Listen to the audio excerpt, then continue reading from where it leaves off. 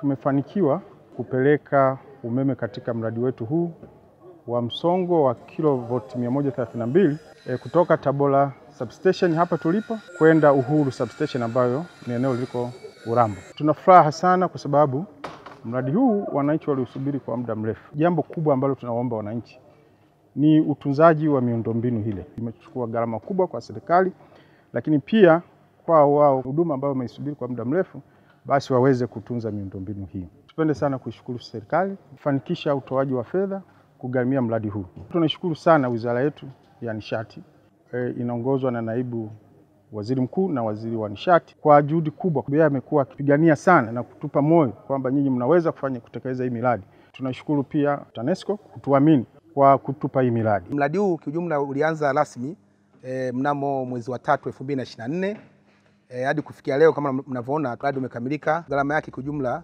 ni kwa upande wa line wa njia ya msongo wa kilovoti 132 ni bilioni 24, na kwa upande wa kituo cha Urambo gharama yake ni fedha za Tanzania bilioni 16, ambapo zinaleta jumla ya bilioni 40, ambapo fedha zote zimefadhiliwa na serikali ya Jamhuri ya Muungano wa Tanzania. Kitaalamu line yetu hii inapochajiwa inatakiwa ikae sio chini ya masaa 72 kama muda wa matazamio. Tukijiridhisha kwamba iko sawa sawa, basi sasa tunaweza tukawasha vidhibiti umeme vya pale Urambo, lakini pamoja na kufanya connection kwa line ambazo zinakwenda moja kwa moja kwa wateja. Mradi wetu una jumla ya kilomita 115, ambapo katika huu mradi tuliweza kuanza mwezi wa 4 2024 mpaka 2025 mwezi wa 3, lakini kwa mkataba tulitakiwa tumalize mradi mwezi wa 6, lakini tumeweza kumaliza mradi kwa wakati. Katika huu mradi utaweza kusave katika maeneo ya wilaya ya